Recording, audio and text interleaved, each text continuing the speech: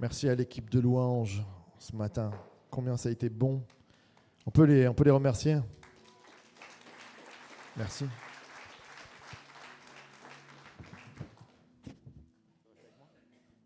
Allez, il reste avec moi.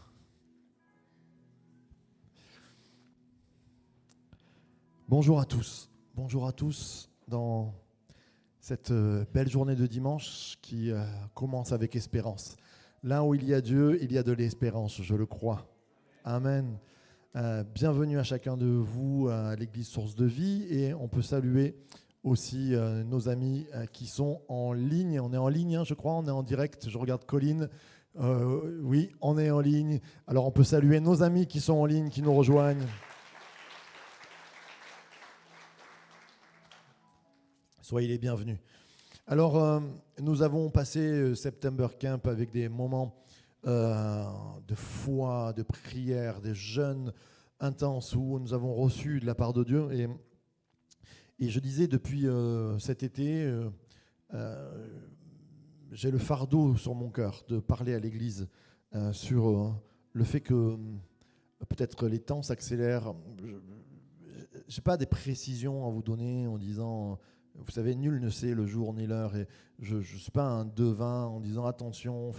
Mais si je regarde la parole de Dieu, c'est très clairement marqué à plusieurs endroits. Même Jésus en parle, Matthieu 24, de faire attention au temps et de discerner dans les temps que nous sommes. Il y a exactement une quarantaine de jours, c'était mon anniversaire. Et à mon anniversaire, au mois d'août, j'étais malade, j'étais alité. Je n'ai pas pu fêter mon anniversaire. Je n'ai même pas pu venir le dimanche. Je crois que c'était la première fois où j'ai raté dans mon ministère un dimanche parce que j'avais 39 de fièvre. Le Seigneur m'a parlé pendant ce temps-là et j'ai vraiment senti comme l'Esprit de Dieu qui me disait tiens-toi prêt parce qu'il y a un mouvement. Et il y avait comme cette pensée de 40 jours qui était sur mon cœur, comme une pensée forte. Je suis encore ému de parler de ces choses-là. Et c'est pour ça que j'ai dit au mois d'octobre, au mois de novembre, après le September Camp, après avoir prié, après avoir pris un temps de jeûne et prière, je voulais parler sur le fait de se préparer, que l'Église doit être prête. Je crois qu'aujourd'hui, quand nous regardons, qui aurait dit que Israël puisse être bombardé de 200 missiles. Israël, c'est vraiment l'horloge des temps bibliques. Regardez Israël parce que dans la Bible, elle est ce point central, crucial de l'horloge divine et ça s'accélère comme jamais. On avait eu en 1991 avec la guerre avec l'Irak, mais pas aussi fort. Là, ils sont entourés, le Liban, des attaques de partout. Et je ne rentre pas dans le dilemme qui a tort, qui a raison. Je ne suis pas là. Je suis en train juste de dire que juste Israël nous montre l'horloge des temps.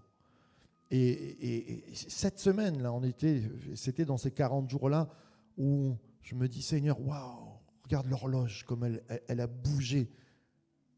Nous rentrons, l'aiguille avance sur la fin des temps. Ce n'est pas pour ça qu'il faut avoir peur. Et je le dis souvent, même si c'est... pas des temps super réjouissants, mais si, parce que plus les temps avancent, plus Jésus dit « je veille sur mon Église ». L'Apocalypse n'est pas un livre de peur, l'Apocalypse est un livre de révélation qui dit « je veille sur mon Église et je reviens bientôt ». C'est une joie dans nos cœurs, une force qui nous dit « Seigneur Jésus, tu veilles sur ton Église, tu nous fais du bien, tu parles à nos cœurs et tu mets l'Église en action ». Nous ne sommes pas des cigales là pour chanter et dire « waouh, c'est magnifique » ou « Jésus revient », mais Jésus a mis l'Église sur terre pour qu'elle soit en action, qu'elle soit le témoin fidèle, qu'elle puisse être bénissante, qu'elle amène la lumière. J'aimerais entendre un grand amen à ceux qui se réjouissent que Jésus revienne. Alors, cette thématique commence et on a voulu l'appeler « À vos marques ». Alors, pas Marc Maggio, et oui, parce qu'il y en a des marques, Marc Seolbès, Marc Belbis, on est au moins quatre marques, ça fait beaucoup. À vos marques, oui, si vous voulez bénir les marques, c'est très bien. Mais à vos marques, si je vous dis à vos marques, vous dites « Ah, vous êtes bon !» Surtout à droite, hein. À gauche, ça sent qu'ils se sont couchés tard. Tanou, tu n'étais pas prêt. On l'a refait pour Tanou, il n'était pas prêt. Si je vous dis à vos marques, on l'a refait. Derrière, ils n'étaient pas prêts non plus. Donc il faut dire prêt, parce que à vos marques, prêt, partez. Hein, d'accord? À vos marques, partez. Un jour, on partira, ma soeur. Un jour, on partira. Et on a installé des horloges qui sont en des heures différentes derrière. Il y en a qui bougent, il y en a qui ne bougent pas. Alors, chez certaines personnes, c'est presque insupportable. Oh, elles ne sont pas à l'heure. C'est juste pour vous rappeler une parole qu'on va lire tout à l'heure, où Jésus dit « Nul ne sait ni le jour, ni l'heure ». Et même, il va dire « Certains seront en train… » C'est très intéressant, c'est fou cette histoire. Parce que Jésus va dire « Quand je reviendrai, certains seront au champ. Un laboure, l'autre il partira, et l'autre ils sont au lit et ils sont en train de dormir, et des deux qui dorment, il y en a un qui partira. » Et au temps de Jésus, on ne savait pas que quand il y en avait un au sud qui travaillait, de l'autre côté de la terre, il était en train de dormir. Et la parole de Jésus, elle est super prophétique, parce que au temps de Jésus, on n'avait pas la vision globale d'un monde qui, aux deux pôles différents, et à l'est et à l'ouest, le soleil se lève et le soleil se couche pour un autre. Et nous, aujourd'hui, on se dit, c'est logique qu'il y en a qui travaillent en France, et en Chine, il y en a qui dorment encore. Et Jésus, rien que ça, c'est juste fort les prophéties qu'il donne. Et il dit, nul ne sait le jour ni l'heure. Ben oui, déjà, l'heure, la planète est ronde, on ne peut pas dire ça sera à midi, parce que ce sera à midi pour la France, mais ça sera à minuit pour Tahiti. Et nul ne sait le jour ni l'heure. Mais Église, sois prête. Sois prête au retour de Jésus. Sois prête au temps qui précède le retour de Jésus. Parce que Jésus dit, quand je reviendrai, il y a des temps qui sont compliqués, il y a des temps qui sont difficiles. Je ne suis pas là pour… à chaque fois que je prêche sur l'Apocalypse, sur ces temps-là, il y a des gens qui sont effrayés, me disent comment on va faire, tout ça. Mais le Seigneur ne dit pas ça pour qu'on soit effrayé. Même il va dire, ne t'effraie point et prends courage. Ne promène pas des regards inquiets. Ne t'effraie point. Le Seigneur nous prévient, mais il nous dit l'heure avance. Regardez autour de vous, l'heure avance. Et quand l'heure avance, eh bien, il faut se préparer. C'est pour ça qu'on va prendre cette thématique octobre et novembre pour préparer l'Église. Préparer l'Église, ça ne veut pas dire que Jésus revient demain.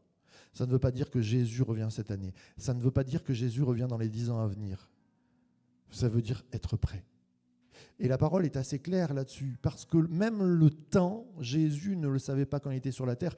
Il dit, à un moment donné, c'est le Père qui sait ces choses-là. Et même l'apôtre va dire, Dieu rallonge le temps pour des temps de miséricorde et de salut. Donc il y a un côté aléatoire que nous ne pouvons pas savoir, seul Dieu sait. Mais il nous demande d'être prêts. Il nous demande d'être prêts. Dis à toi, voisin, ce matin, hey, sois prêt.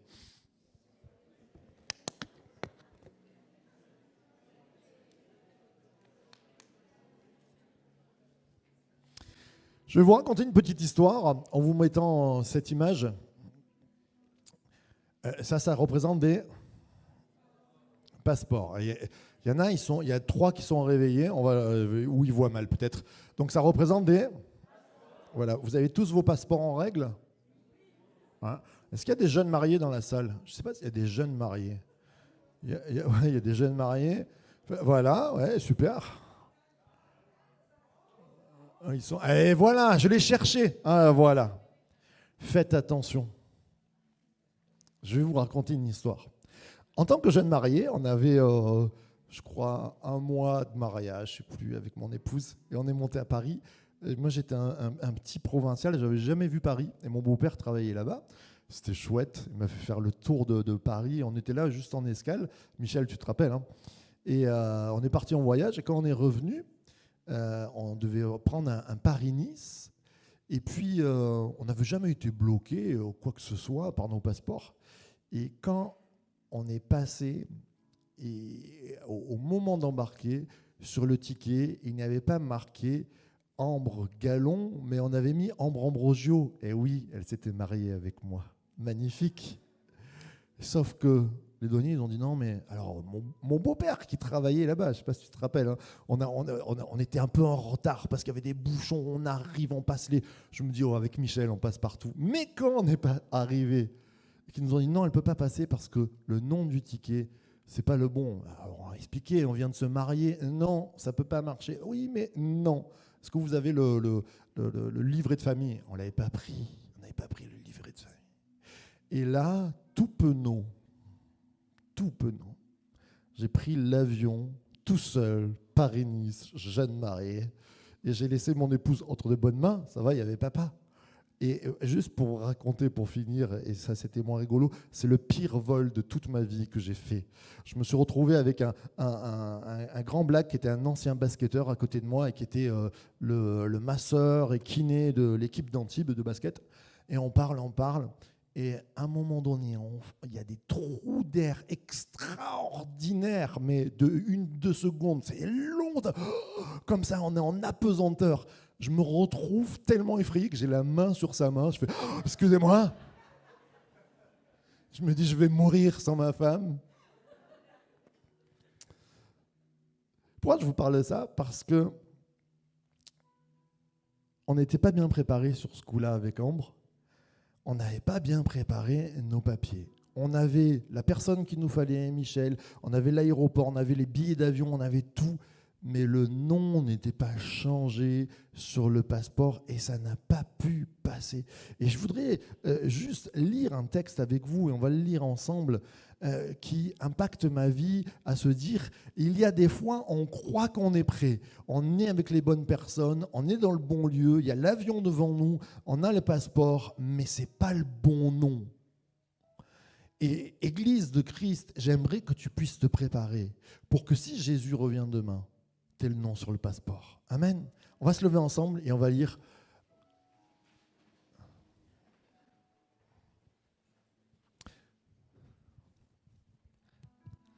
Alors le royaume des cieux ressemblera à 10 jeunes filles qui ont pris leur lampe pour aller à la rencontre du marié.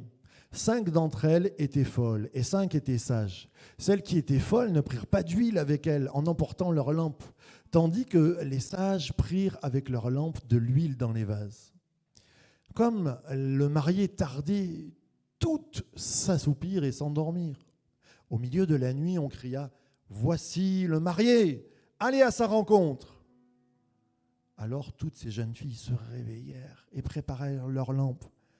Les folles dirent aux sages « Donnez-nous de votre huile, car nos lampes s'éteignent. » Les sages répondirent « Non, il n'y en aurait pas assez pour nous et pour vous.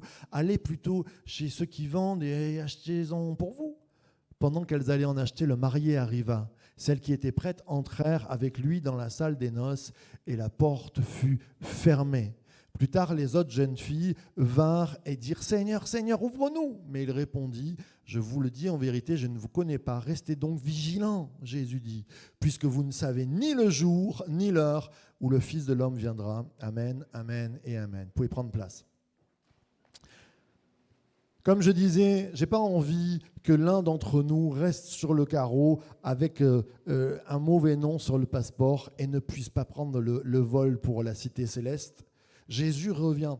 Je racontais, en ce moment, on fait un cours tous les jeudis soirs de théologie qui est en live. Vous pouvez le voir en live. Il est d'ailleurs enregistré. Vous pouvez le voir même après. Et c'est sur l'herméneutique. Comment interpréter la Bible.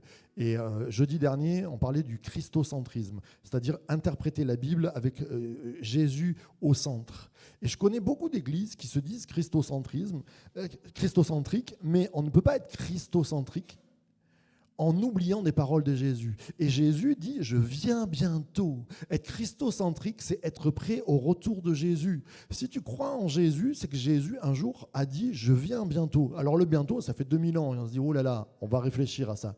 Mais il revient. Et notre cœur doit être prêt. Et les horloges qui tournent, les temps, les circonstances, on doit se dire « Oh, il y a une aiguille qui a tourné ». À nous de bien préparer, de ne pas être négligent. Quelquefois, on est dans l'excitation, on pense à beaucoup de choses, mais on oublie de changer le nom sur le passeport. Que ce matin, notre Église. Aucun ne puisse oublier le bon passeport. Amen. Alors, quand on regarde cette histoire des jeunes vierges ou des jeunes fiancés, ce qui est intéressant, c'est que le postulat insuffisant, ou au pluriel, les postulats insuffisants, elles sont en groupe.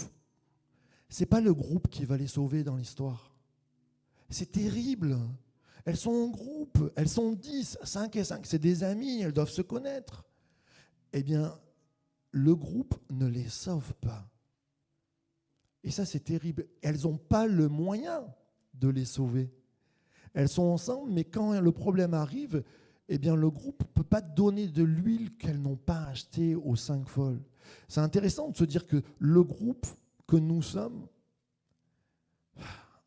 j'aimerais vous dire, on peut vous sauver, mais il y a des choses qui sont de ton ressort personnel. Il y a des choses qui sont de ta part personnelle, de ta recherche, de ton désir. Et bien sûr qu'on est là pour réveiller les consciences, on est là pour marcher ensemble et dire hey, allez, on y va, on va mettre le bon nom sur le passeport. Hey, à vos marques, prêts, on va y être, on se prépare. Mais s'il y a des gens qui ne veulent pas se préparer, la foi n'a jamais été du forcing. Hein. On n'est pas Charlemagne qui a mis des sabres et des épées sur la tête en disant baptisez-vous ou on vous coupe la tête. Non, ce n'est pas nous. La foi, c'est une croyance personnelle, c'est un choix. La décision de se repentir, de se baptiser, de dire je vais de l'avant avec Dieu, c'est un choix personnel, ça nous appartient. Postulat insuffisant, la jeunesse. Je parle aux jeunes. Hein. Elles sont belles. Il nous a dit dans des traductions que ces jeunes filles sont vierges. Enfin, elles ont le postulat de la jeunesse. Elles sont prêtes. Et j'allais dire, l'âge n'est pas un postulat, et je le prends à contrario, en disant la jeunesse n'excuse en rien, la vieillesse n'excuse en rien non plus. Il n'y a pas de postulat d'âge dans l'Église. Il n'y a pas un postulat où il t'est dit qu'à un moment donné, tu as eu envie de te marier, tu as vieilli dans l'Église, tout ça. Ce n'est pas ton statut qui fait, c'est ton désir à l'heure actuelle. Et ça, c'est important.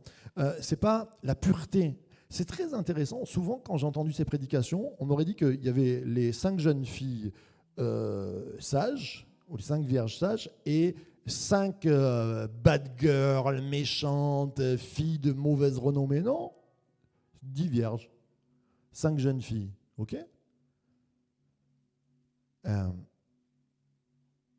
Elles sont toutes les 10 dans la bonne catégorie. Éligibles au mariage. Éligibles pour le marier. Pourquoi je vous parle de ça ? Parce que ce n'est pas tes bonnes actions, ce n'est pas ta vie sympathique, ce n'est pas le côté où façade, j'allais dire, dans l'église, où tu remplis, tu coches toutes les choses. Ce n'est pas le postulat qui est salvateur. On va voir qu'est-ce qui sauve, mais ce n'est pas ça. Ça, et c'est intéressant de voir combien, des fois dans l'église, même on est choqué, quand des personnes qui ont tout fait bien, et même moi le premier, hein, des fois j'ai été choqué, tu te dis j'ai tout fait bien dans ma vie, je coche toutes les bonnes bénédictions, il y en a un, il arrive, il sort de je ne sais pas où, il est fracturé de la vie, purée, il a la bénédiction et moi je ne l'ai pas. La bénédiction ne dépend pas, ça ne veut pas dire qu'il faut faire n'importe quoi, mais ce n'est pas le postulat salvateur. Ce n'est pas non plus l'envie d'être marié. Elles ont toutes envie de se marier. Il y a une pureté, il y a une envie, il y a une mise à part. Ben, ça ne change pas la donne. C'est terrible, hein, ça. Bien sûr, il y a ce verset qui dit « Sans la sanctification, nul ne verra le Seigneur ». Je suis d'accord avec vous. Mais combien de fois dans nos églises, on a fait croire que être le gentil et bon chrétien, parfait, sanctifié, c'est ça qui sauve. On n'est pas sauvé par les œuvres, les amis. Et on va le voir ensemble. L'endormissement, alors ça c'est très intéressant, parce qu'on va se dire oui, l'endormissement c'est négatif, oui, mais elles s'endorment toutes. Ces 10 vierges, elles s'endorment toutes. Il n'y a pas une critique de venir en disant hey, elles se sont endormies, pas de mariage. Non. Ça c'est intéressant aussi, quelquefois on est juge en disant oh lui, il est endormi, oh il fait moins de choses, oh il prie moins, tout ça. Et combien de fois dans les églises, pas à source de vie, mais on s'est permis de juger. Mais là, il n'y a pas de jugement sur l'endormissement. Le postulat n'est même pas le réveil. Elles se réveillent toutes. Elles ont des oreilles. Elles entendent la voix de Dieu. Elles se réveillent. Mince. Moi, ça m'aurait... Avec Jean-Marc, on aurait mis postulat, réveil, c'est bon, on passe. Hein, on est d'accord, hein? Et c'est même pas la lampe. Elles ont toutes une lampe. C'est-à-dire, elles ont un outil qui, normalement, doit fonctionner pour amener la lumière. Vous êtes toujours là? Ça va? J'ai bien plombé l'ambiance. On se dit comment on va être sauvé. Je suis d'accord. Allez, on avance. Mais le seul postulat, la préparation salvatrice, c'est des vases remplis d'huile. On peut le dire ensemble, le seul postulat, c'est des vases remplis d'huile. Alors, souvent dans les paraboles, j'ai entendu des prédicateurs qui disent, alors, la couronne, c'est ça, l'habit, c'est ça, l'huile, c'est ça. C'est très compliqué, même dans la parole des Vierges, de ne pas faire des erreurs et amener à des doctrines qui ne sont pas bonnes. Je ne crois pas, et je suis désolé de dire ça, je ne pense pas que l'huile ici parle du Saint-Esprit. Souvent, l'huile, c'est l'image, le vase, Saint-Esprit, je suis d'accord avec vous. Mais là, on peut y mettre le Saint-Esprit, mais je ne suis pas sûr que ce soit bien ça. La parabole de nos chères 10 jeunes filles parle simplement de préparation et d'être prête. Alors peut-être avec l'huile du Saint-Esprit, vous allez me dire oui, mais c'est ce qui va faire marcher la lumière, ce qui va faire marcher la lampe, ce qui va nous préparer. Et combien de fois les pentecôtistes ont dit oui, il faut être rempli du Saint-Esprit, puis parler en langue, prophétiser, tout ça. On va réfléchir ensemble. Il y a une part de ça, mais il n'y a pas que ça non plus. Pour être bien prêt, ce que je vous disais, tous les postulats qu'on a vus, c'est pas ça qui va aider ces jeunes filles. C'est ce vase d'huile qu'elles ont en plus, ou pas. On continue. Premièrement, être prêt à attendre. J'aime bien. Quand tu mets des chiens, c'est toujours mignon. Il y a toujours des gens qui... mais c'est vrai, c'est mignon, un chien. Vous avez le droit de sourire en voyant un chien. Qui a déjà eu des chiens ici? Ah ouais, vous voyez, il y en a pas mal. Qui a encore des chiens aujourd'hui? Il y en a encore pas mal. Vous savez que c'est une bénédiction de Dieu, hein, les animaux. Dieu a fait les animaux, je dis juste ça comme ça, je sais, certains de mes collègues me diront, moi je suis peut-être bizarre, mais Dieu a fait les animaux pour nous bénir. Hein. Il n'est pas bon que l'homme soit seul, c'est pas la femme qui est sortie en premier, désolé les filles, mais il a créé les animaux. Alors ils n'ont pas trouvé un vis-à-vis, hein, mais il y a quand même une réponse de Dieu à la solitude de l'homme par l'animal. Je dis juste, des fois, il y a des célibataires qui vivent super mal la solitude. Ben, pensez peut-être à un... Je ne sais pas pourquoi je dis ça. C'est très étrange, hein, mais c'est biblique. C'est super biblique. L'animal bénit et est là pour bénir l'homme. Et il coupe la solitude. Parce que des fois, ben ouais, il y a des fois, on se retrouve veuf, on se retrouve... Ben, c'est intéressant de se dire que les animaux, il y a une bénédiction. Et souvent, la Bible, d'ailleurs, parle du rapport homme-animal. Il y a même un grand réveil où les animaux sont sauvés par Dieu. Vous vous en rappelez? C'est quand? Alors, Noé, c'est pas forcément le réveil que j'attendais. Autre texte.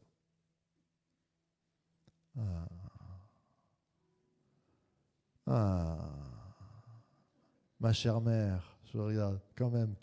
Vous savez pas, le plus grand réveil biblique, c'est quel réveil? Le plus grand réveil biblique. Pardon? Jonas, merci Roman, bravo. Et qu'est-ce que dit Dieu à Jonas? N'aurais-je pas pitié de ces... Parce que c'était destruction de ces 120 000 hommes et du grand nombre d'animaux. C'est intéressant. Dieu pense aux animaux là, à ce moment-là. Grand nombre. Alors, pourquoi je vous ai mis cette image? Être prêt à attendre. Si vous avez eu un chien, vous savez que... c'est pas un chat. Les chats, j'aime beaucoup les chats aussi, mais quand tu rentres chez toi, s'ils dorment, ils dorment. Alors, nous, des fois, quand on arrive, on rentre, ils sont à l'extérieur, ils nous suivent. Mais il y a toujours une hésitation à te dire, est-ce qu'ils nous suivent pour nous dire bonjour ou parce qu'il y a la croquette quand tu vas ouvrir la porte? On ne sait pas trop. Mais le chien, s'il dort, quand tu tournes la clé dans la porte, il est derrière la porte. Il vient, c'est vrai, hein? Je peux vous dire que c'est fou comme Dieu a fait des oreilles extraordinaires. Des fois, je travaille chez moi, je suis sur mon PC, et je vois le chien qui fait... Il dort, il lève une oreille. Je dis à maman, il entend la voiture à 100 mètres qui est en train de rouler. C'est un diesel qui ne fait pas de bruit, hein, ce n'est pas une moto de Timothée. Vraiment, moi, je ne l'entends pas, lui, il l'entend. Il y a des voitures par dizaines qui passent, hein, mais il y en a une qui le reconnaît. C'est fou, ça. Moi, je suis toujours ému presque. Et ça ne rate pas. Quand il a l'oreille qui se lève, il se met, il commence à couiner un petit peu. Et c'est sûr qu'une minute après, la porte s'ouvre et c'est Ambre. Donc c'est mon repère. C'est fort. Eh bien, je veux vous parler de ça. Et je vous en ai parlé l'autre fois, de Caleb. Vous vous rappelez de Caleb ? Je vous ai dit Caleb, ça veut dire chien. Caleb, pendant 40 ans, il a attendu la bénédiction. 45 ans. Il a attendu la promesse de Dieu. 45 ans, c'est pas rien. Et il était couché. Et puis quand il se levait, il disait Dieu va agir. Il était comme un chien. Ça veut dire chien, son nom. Et ça nous parle à nos cœurs. Est-ce que nous sommes comme ces vierges folles qui... Elles sont là, elles suivent le mouvement, elles sont dans le groupe, mais elles ne sont pas tant que ça dans l'attente. Les autres, elles sont prêtes, elles se préparent, elles se disent, quoi qu'il arrive, on va devoir attendre, c'est sûr, on va s'endormir, il va passer du temps, mais dans cette attente, je veux avoir l'oreille sur le bruit, sur le temps, sur les aiguilles qui tournent. Et je crois que c'est important de regarder les aiguilles qui tournent dans ce monde pour dire, Jésus revient, je l'entends, je me prépare comme le chien qui est derrière la porte. Amen. Être prêt. Ces 5 sages, elles sont prêtes à attendre. Pourquoi je vous dis ça ? Parce que les autres, elles n'ont pas prévu le vase d'huile. Elles sont d'une génération à se dire, moi, ça va vite passer. Tout de suite. Il va arriver. On nous a dit, il revient. Tu prends un vase d'huile. Mais non, il va revenir. Les autres, elles sont prêtes à attendre. Elles se disent, hey, s'il tarde. Là, une parole de Dieu qui dit, si la promesse tarde, attends-la. Si la promesse tarde, attends-la. Et je crois que nous, on se dit, 2000 ans, ça fait longtemps, mais on a les oreilles comme ça et on se prépare à attendre. On n'est pas dans l'instantané. Combien notre génération elle est dans l'instantané ? On est la génération, je zappe, nos restaurants sont devenus des fast-food. Qu'est-ce que ça veut dire fast-food ? Ça veut dire la nourriture rapide. Je me nourris rapidement. Tout doit aller vite. Et pourtant, Dieu dit, c'est moi qui suis le maître du temps. Est-ce qu'on va être prêt ou est-ce qu'on est dans l'instantané ? Je te parle de ça aussi par rapport à la bénédiction. Quelquefois, la bénédiction, on est là, on dit, moi, j'ai pas eu, lui, il a eu. Et on commence à mettre de côté ces vases d'huile alors qu'on devrait attendre. J'aimerais lire avec vous dans Jean 20, 24, ce n'est pas la peine de l'afficher, je vais vous le lire. Si vous avez vos Bibles, vous pouvez.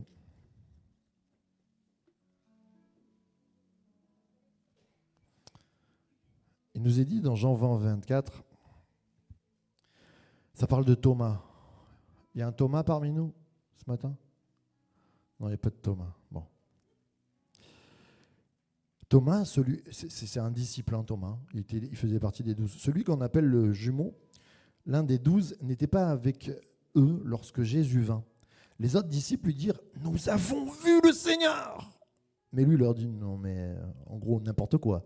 Si je ne vois pas dans ses mains les marques des clous, si je ne mets pas mes doigts dans la marque des clous et ma main dans son côté, je ne croirai jamais. » 8 jours après, ses disciples étaient de nouveau dans la maison et Thomas avec eux. Jésus vient alors que les portes étaient fermées, debout au milieu d'eux. Il leur dit « Que la paix soit avec vous. Shalom, shalom. » Puis il dit à Thomas « Avance ici ton doigt, regarde mes mains.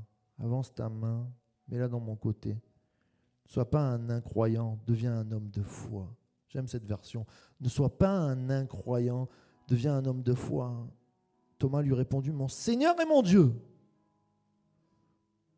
Déclaration, je coupe là, on va continuer. C'est un jour, on vous dit, ouais, mais c'est pas marqué dans la Bible que Jésus est Dieu.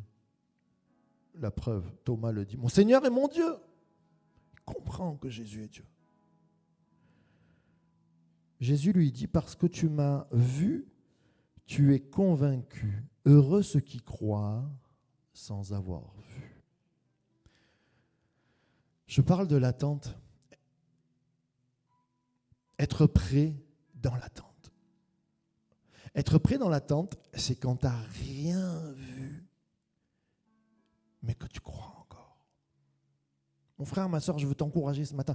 Il y a des moments de maladie, quelquefois, tu n'as pas vu encore. J'ai envie de te dire, sois dans la foi. Attends encore la bénédiction. Attends-toi comme ce chien qui se lève parce que Jésus, combien je dis souvent les appels, si Jésus venait ce matin et qu'il prie pour les malades, mais levez-vous. Puisque Jésus a dit, il a donné l'autorité à l'Église de prier pour les malades, ils imposeront les mains aux malades et les malades seront malades. Ah, merci, vous avez une bonne version. Ils imposeront les mains aux malades et les malades seront. Mais soyons comme les chiens qui, même, je vais vous dire, moi j'ai mon chien, je peux rentrer 10 fois par jour dans la maison. À chaque fois, il se lève et il vient. Il se dit, il y a un truc nouveau, il est content, il me voit. Je dis, non, mais ça va, tu m'as vu tout à l'heure. Et il attend quoi de moi? La passion, la sécurité, la nourriture, les câlins, l'affection. Ce matin, Jésus n'est pas là comme un Dieu qui va te mettre une fessée, mais il est là pour te dire, je suis là pour te donner l'affection, pour te câliner, j'ai envie de dire, pour te donner la passion, pour t'encourager, pour te nourrir, pour te guérir. Ce matin, quand on va faire l'appel tout à l'heure, mais lève-toi, parce que Dieu est présent. Attends cette promesse. Alors, je passe au deuxième point, parce que sinon, à 15h, on sera encore là, et certains vont...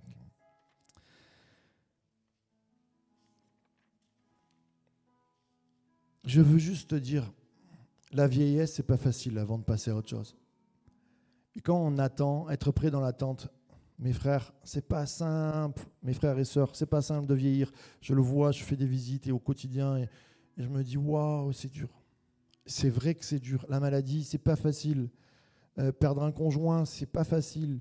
Se brouiller avec ses enfants, et des fois, l'épreuve, elle est longue. Et c'est pas facile de vieillir. Je veux vous encourager ce matin. Et je vais vous dire, préparez-vous, soyez prêts. J'encourage aussi les jeunes. Un jour, on va vieillir, les amis. Et je passe à mon deuxième point, être prêt à porter du combustible, à avoir du combustible avec nous. Si on veut durer, aujourd'hui, on va vieillir, il va falloir prendre assez de combustible, il va falloir être bon gestionnaire pour préparer notre vieillesse. Parce que si c'est notre vieillesse qui doit nous faire péricliter, si c'est nos afflictions passagères qui doivent nous faire douter, si c'est nos maladies qui doivent nous enlever le salut, je dis, oh pauvres que nous sommes, mes frères et sœurs, et je suis assez bien portant et ça va, enfin bien portant, je vais bien, non. À part les cheveux, mais je veux me préparer. Et je me dis, un jour, on va passer peut-être par des moments plus difficiles. Quand le vent soufflera, comment sera ma maison? Bâtie sur le roc ou bâtie sur le sable? Et je crois que c'est important, on s'encourage tous. L'Église, elle est en train de dire, hey, sois prêt, la tempête peut souffler. Les Ukrainiens, du jour au lendemain, ils ont vu des chars arriver. Ils n'étaient pas, enfin, je veux dire, on ne sait pas. Les temps changent vite. On est dans des temps de fous, mes frères et sœurs. Moi, je suis percuté par cette génération. Ouvrez juste les yeux. Alors souvent, on regarde en France, vous voyez, il y a une attaque au couteau, là. Mais regardez ce qui se passe en Ukraine. À chaque fois, je suis choqué. La dernière fois, je vous ai annoncé, il y a 100 000 soldats russes qui sont morts en Ukraine. Ça a changé. Là, on a eu les derniers chiffres. Il y a 654 000 soldats russes qui sont morts en Ukraine. 654 000, 1% de la France, quoi. Non, mais c'est fou. On est dans un monde de fous. Il y a des champs entiers de cadavres. Ça se passe à 4000 km, là. Enfin, je ne sais pas combien de milliers de kilomètres, mais c'est pas si loin que ça. C'est pas en 1950, c'est à notre époque. Mes frères et sœurs, je ne sais pas ce qui... Peut-être qu'on vivra encore dans la paix et tranquille. Le corona, personne n'avait prévu. Il y a des choses qui viennent chambouler nos vies. Des fois, c'est des accidents de vie. Et des fois, c'est la vieillesse. Mes frères, il faut être prêt. Puisons de l'eau tant qu'il est prêt. Point 2, être prêt en partant à porter du combustible. Avoir du combustible. Les filles qui ont été mariées, elles avaient pris un vase en plus, un vase d'huile. Ce vase d'huile, moi, bien sûr, ça me fait penser à Élisée et la veuve. Il y a une veuve, on ne la connaît pas, mais elle est en train de mourir. C'est assez intéressant, je vais vous le dire, c'est dans 1 Roi. Non, c'est dans 2 Rois. Je vous dis des bêtises.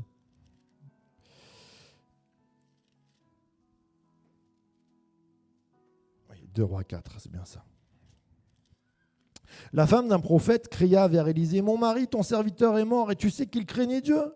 Or, les créanciers est venu pour prendre mes 2 enfants et en faire des esclaves. » Élisée dit, « Que puis-je faire pour toi? Dis-moi ce que tu as à la maison. » Elle répondit, « Moi, ta servante, je n'ai rien d'autre à la maison que un flacon d'huile. » Il dit alors, « Sors dans la rue, demande à tous tes voisins des récipients vides. Ne te contente pas d'un petit nombre. » Ce matin, le Seigneur te dit, ne te contente pas de peu. Et au travers de ces vases d'huile, je crois que nous devons faire des réserves car les temps sont mauvais. Nous devons faire des réserves spirituelles. Nous devons accomplir ce que Dieu fait. Les temps sont courts. Réveille-toi, toi qui dors. Il y a des choses qu'on doit mettre en marche.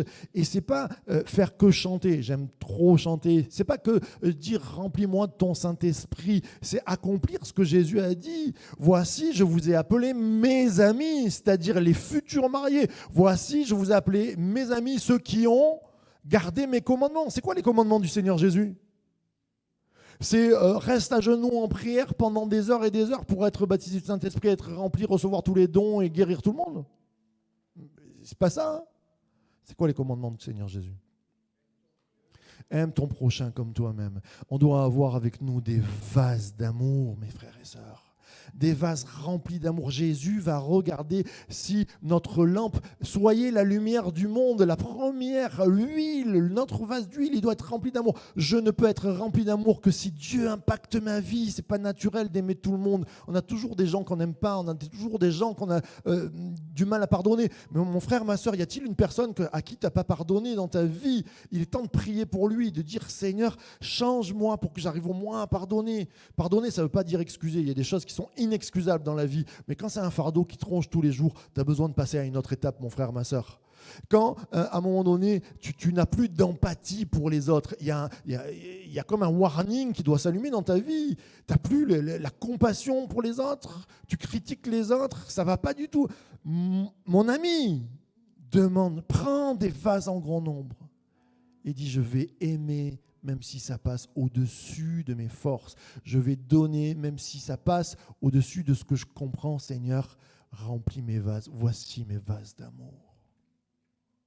Tu aimeras ton prochain, tu aimeras ton Dieu aussi. Je crois que ça passe par là. Aime ton Dieu, tu vas aimer ton prochain. Amène ton vase devant le Seigneur Jésus. Le Seigneur a dit, faites Shabbat.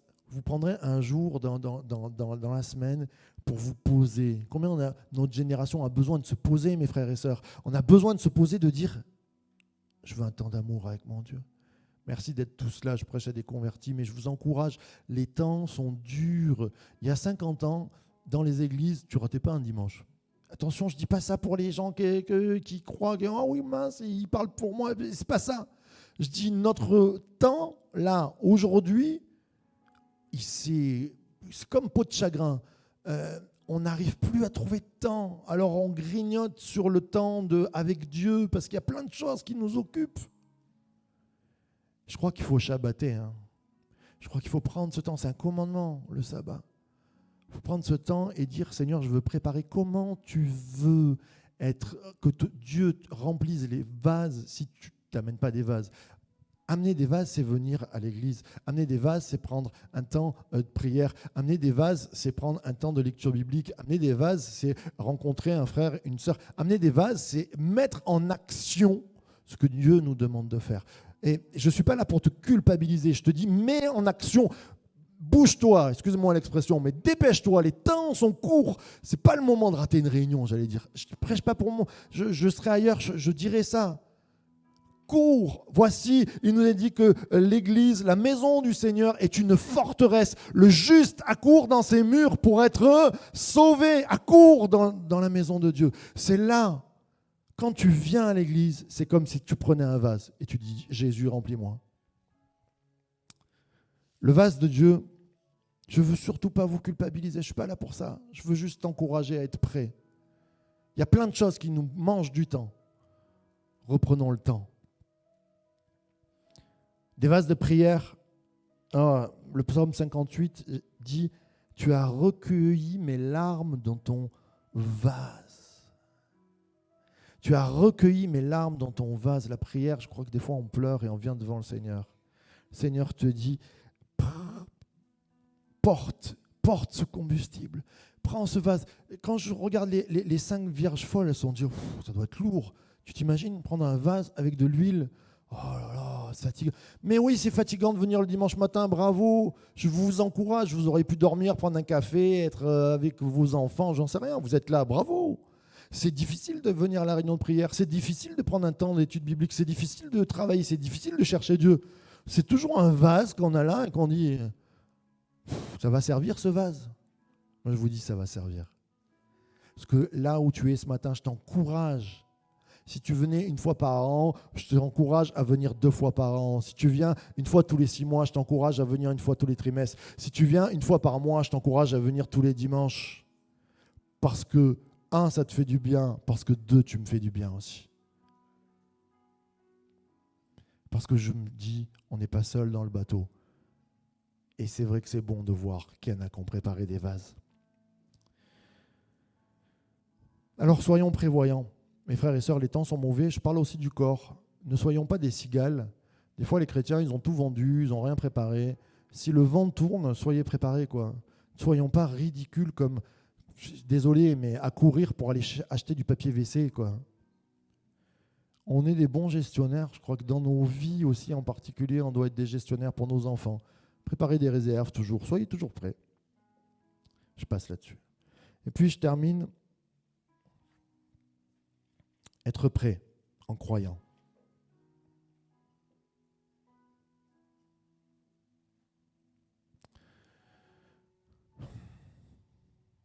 Je crois que la vraie différence entre les vierges sages et les vierges folles, c'est qu'il y en a qui ne croyaient plus. Elles sont venues avec le groupe en se disant « Moi, je crois qu'il y a un mariage. Allez, ça va passer. » Mais les autres, elles étaient certaines. C'est de notre certitude qui nous fait faire des réserves. C'est de notre certitude que Jésus revient, que nous sommes dans l'attente comme un chien peut être dans l'attente de son maître. C'est de notre certitude de croyance. Et on peut me couper en morceaux. Oui, Jésus revient. Alors, les temps sont courts. Paul va dire ça il y a 2000 ans. Les temps sont courts. Qu'est-ce que ça veut dire? Ça veut dire juste sois prêt. Nul ne sait le jour ni l'heure, mais moi je veux être prêt, je veux croire. Et ce matin, je veux croire, et Dieu n'est pas un Dieu pour ternir notre vie. Ce matin, on va prier pour que tu ressentes l'action de Dieu. Il y a plein de fois, je vous le dis, je suis pasteur, mais souvent je doute. Désolé. Il y a des hommes et des femmes qui doutent jamais.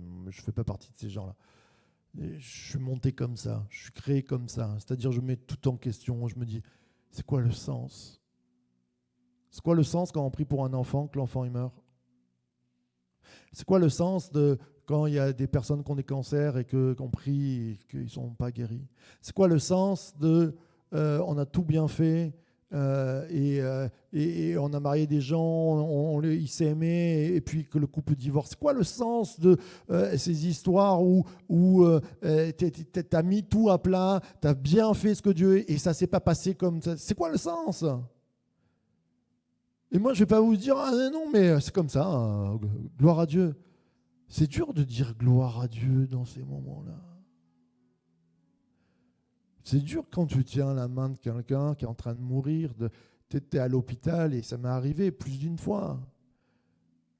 Alors c'est beau de faire passer une âme dans l'éternité, mais Mais quand c'est à 36 ans, qu'il y a 3 enfants derrière, ben, tu te dis, mais je préférerais faire passer quelqu'un qui a 90 ans. Je suis désolé. C'est dur. Et c'est dur d'être pasteur, je vous le dis.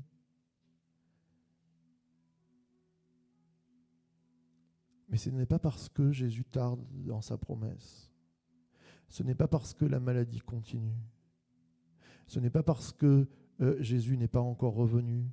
Ce n'est pas parce que moi, je ne ressens pas toujours sa présence que je veux être comme Thomas et dire « Ah non, tant que je ne verrai pas ». Je veux m'accrocher à cette parole qui dit Jésus « Heureux, heureux ceux qui auront cru sans voir ». Et ce matin, on va encore prier pour ta guérison. Et qu'on puisse avoir le cœur de ces chiens qui entendent l'oreille, le maître arriver. Ce matin, le maître a fait une promesse de se lever pour toi et te guérir. Ce matin, le Seigneur a fait une promesse de guérir les cœurs brisés. Il y a des jeunes gens, des jeunes filles, des jeunes hommes, des ados peut-être, qui ont le cœur brisé, qui ne connaissent pas les situations. Le Seigneur veut te dire, je veux guérir ton cœur encore ce matin. Des personnes anciennes qui sont dans le deuil, qui ont perdu des êtres chers. Le Seigneur te dit, je veux te guérir ton cœur, je suis encore présent. Et je ne veux pas regarder à toutes les fois qui me font douter. Je veux regarder à toutes les fois où Jésus a réalisé des prières. Je veux regarder à